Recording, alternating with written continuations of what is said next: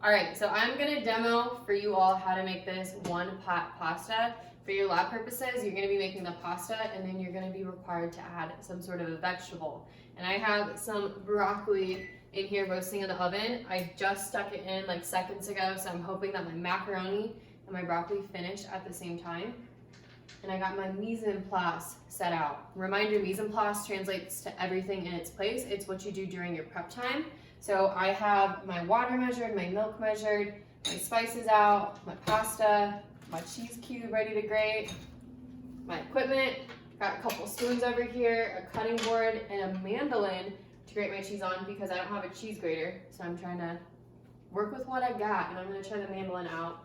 And this is the pan I'm using. When you're picking your pan in the cooking labs, I recommend you use a larger pot if you're making pasta for a group of 3 or so that you have a little bit more room to stir in case things get splashy.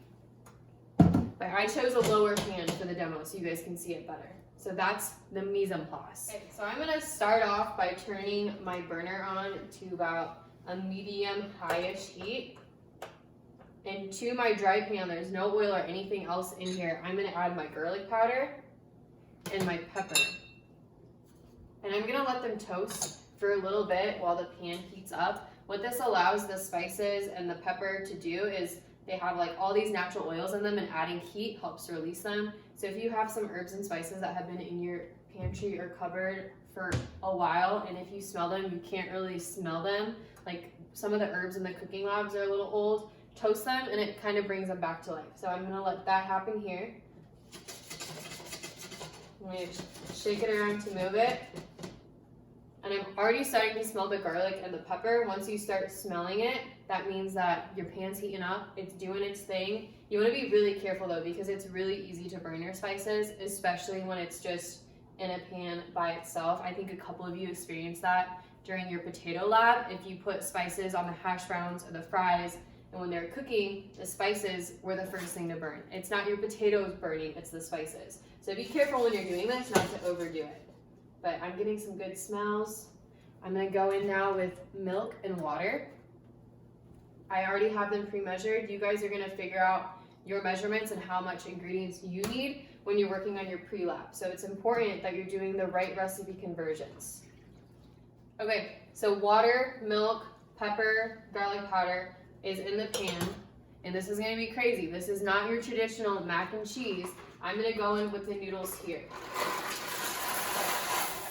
So I am using a noodle that is made from chickpeas. It has 13 grams of protein, 3 grams of fiber, and, I'm reading the average pasta. So average pasta has 13 grams of protein, 3 grams of fiber, and 71 carbohydrates. Banza has 23 grams of protein, 8 grams of fiber, and can we start that over? Yeah. We can't start that over. All right, so I'm gonna fill you guys in a little bit on my choice of pasta. I'm making this for dinner, Monday night dinner, and I'm going for something higher in protein. I follow a gluten-free diet, so this is a good pasta alternative for me. It's made out of chickpea flour. The benefit of the chickpea flour is it gives me a substantial. You want to do it again? I'm just not in the mood to. I'm gonna go over the reason why I'm using a different type of pasta than normal pasta. First off, I follow a gluten-free diet, so this fits my dietary needs because it's made out of chickpea flours. Another benefit of chickpea flour, which is a type of bean, sometimes also called garbanzo beans, it's what makes hummus. They're dried and ground into a flour to make this pasta. Banza has 23 grams of protein compared to 13 grams of protein in average pasta, which is still a really good amount of protein. And it also has 8 grams of fiber compared to 3 grams of fiber for your average pasta. So using the Banza, I'm getting a little bit more protein, more fiber, and no gluten. So it fits my needs. You choose what fits you. So you could choose Banza, you could do a normal pasta, or you could try whole wheat if you're really trying to add some extra fiber and nutrients to your diet. So pasta's in, I'm just gonna give it a quick stir. And the pasta is going to cook in my milk and water, and this is going to be my sauce. In a traditional homemade mac and cheese, you start off by making a roux. So you take flour and butter and you cook it in a pan and it makes this paste, and then you add your liquids to it and it helps thicken it to make a sauce. and then you add your cheeses and stuff, and then you add your cooked pasta. But we're doing it all in one pot. So it's gonna be nifty. So I'm messing around with the noodles, making sure that they're submerged, and then we're gonna move on to grating the cheese. Good? All right, so now I'm gonna talk about grating the cheese. I got a block of cheese. The reason why I like to buy blocks of cheese versus shredded cheese, number one, is because it's a lot cheaper. And number two, when cheese is shredded, they had to find a way to keep all the little cheese strips from sticking to each other. So they put other things in the cheese, like powders, to keep the shreds from sticking to one another. And I'm not really about that, so I just like good old cheese. I want the biggest bang for my buck, so I'm going with a block, and I'm gonna use my mandolin, and I'm gonna just go for it and grate it. So this isn't something that I did during my prep because I knew I'd have time to do so while my pasta's cooking. So I can't say the mandolin is working out great. So let me adjust it. The mandolin is really used for slicing things like zucchinis, like French fries would be awesome on here if you want to get really precise French fry cuts. Ugh. But not so much cheese. So I think after this demo, I'm like actually going to buy a cheese grater because that would have been helpful. Or I could have borrowed one from school for this purpose. Because I'm gonna grate a whole cup of cheese. We want our mac and cheese to be cheesy. I'm not skimping. Whatever cheese you have could work. I'm going with a medium cheddar, but if you had a sharp cheddar, you could. Pepper jack, you could add pepper jack. If you had a bunch of like random pieces of cheese that you didn't know what to do with, grate them all, throw them all in together. It's mac and cheese. It doesn't matter what kind of cheese. I guess it depends. Maybe not blue cheese, but if you like blue cheese, it'd be good. So I'm getting cheese chunks, but I'm not stressing because it'll melt in here. It just will take a little bit longer to melt versus shreds. Okay, cheese has been grated. My pasta is now boiling, so I'm gonna turn the heat down a tad so it can simmer, and I'm gonna give it a quick stir just to break apart the noodles. Sometimes your pasta, when it's cooking, the noodles might wanna stick to each other. There's all the starches in there that are starting to release. But that's a good thing. We want the starches. We're using the starches to thicken our sauce. Don't let this keep hanging out. We got our cheese. Cheese has been grated.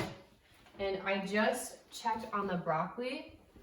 I cooked this from frozen. I wanted an easy dinner, so I just took a bag of frozen broccoli, put it on the pan with some salt and pepper and olive oil. That was it.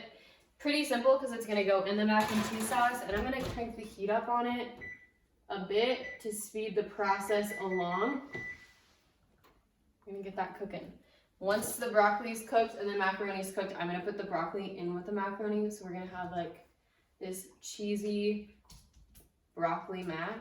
I'm excited, looking forward to eating it. Pasta's still looking good.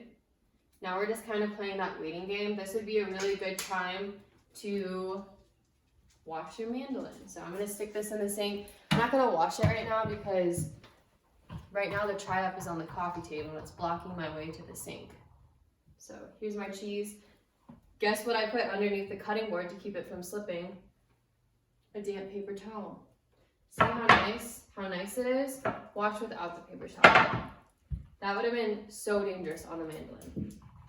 This helps a lot. I'm just tending to the pasta some more right now, just mixing it around. The noodles are starting to feel a little softer.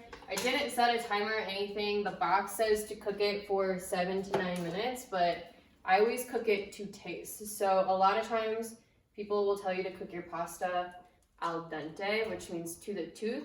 So if you bite a little piece of pasta, you don't want it to be mushy. That's not good. You still want it to have a pasta shape and have a little bit of give to it. So that's what to the tooth means. So I'm just gonna try this. See if it's done. I'm happy with it because it's very al dente. I would probably cook it for like 2 more minutes, but I'm gonna keep adding things to it. So while I'm adding things to it, it's still gonna be cooking and I don't want it to get mushy and overcooked. So, this is gonna be weird to some of you, but I'm gonna go in with a little bit of mustard because I just used cheddar cheese. Ooh, cheddar cheese doesn't really have that fancy taste that some cheeses like pecorino parmesan might have. So this mustard is just going to give it that little bit of acidity and bite. You won't really taste it in your dish. It just adds a different flavor. So try it if you're feeling bold. If you're really scared of it, you don't have to, but I recommend. So mustard went in, stirring it around. I can tell that my milk is looking a little thicker. And I'm gonna go in with the cheese. And I'm gonna let this cheese, because I didn't have a proper grater, it's kind of in chunks. It's gonna need a little bit more time to melt into this sauce than shredded cheese. So I'm gonna add it a little bit earlier. And we're gonna let it hang out for a bit until it starts to melt, and I'll keep stirring it together. The cheese has been melting. I just stirred the broccoli around a little bit, but my cheese is getting a little gooier, so I'm really gonna mix it gently because I don't wanna break apart the pasta to get it all incorporated into my mac and cheese. So at this point, taste your mac and cheese, see if it needs any salt. So I'm gonna taste it real quick. You wanna salt it after you add cheese because cheese has a high sodium content in it already, so it'll add a salty flavor to whatever you're making cheese, adding cheese to. So let me make sure it's all mixed in first. But it's even starting to get that yellow mac and cheese color. It is not gonna be the color of your boxed Kraft mac and cheese though, because it doesn't have dye in it. So Kraft mac and cheese a lot of times will have like food coloring in it to make it super orange. This stuff does not have that. So let's see if we need to add salt. I'm gonna go in for a couple pinches. And we're salting to flavor. So if you're not familiar with salting to flavor, add a little bit at a time, stir it, taste again. If it needs more, add more. It's a lot easier to add more than it is to take away. So keep that in mind. So my mac and cheese is seasoned to my liking. I added my salt, and I'm gonna add in some other components to really make it a well-balanced meal. So the first thing that I'm gonna add is the broccoli. I'm gonna grab it from the oven real quick. Whoosh, looks good. Super steamy. This is a whole pound of broccoli. I'm gonna add a little at a time and kind of see where that takes me. You don't want to overdo it. Like, I don't want broccoli with mac and cheese. I want mac and cheese with broccoli. So find the right balance. I'm gonna set this down over here. Let's get it stirred in very gently. Okay, I think that looks good. And the next thing I'm gonna add, I'm gonna really protein it up today, I guess. I'm gonna add some leftover meat that I had yesterday. So this was a big pork roast. We had so much left over from dinner yesterday. So we got it shredded up, and we're gonna just add it straight in. So we're gonna go in with some pork. You could add chicken, you could add bacon, you could add tuna. Honestly, it would be really good. I love tuna mac. That would be something yummy to try. And this is like some good looking mac and cheese. You wouldn't even know that you didn't go through the process of making a roux and having to make a bechamel and all that jazz. So I'm gonna stick some in a bowl and get a nice little pretty image. Okay, so I serve myself up. I'm gonna cut the heat. One more thing I want to make note of is this little plate over here. I've been putting my dirty, cheesy spoon on this plate because this plate is a lot easier to wash in the sink than it is for me to scrub cheese sauce off the counter. So when you're in lab, even a paper towel works better than putting it directly on the counter, but here's what it looks like. One pot, you wouldn't even know. We got a veggie in there. We have protein. I'm happy.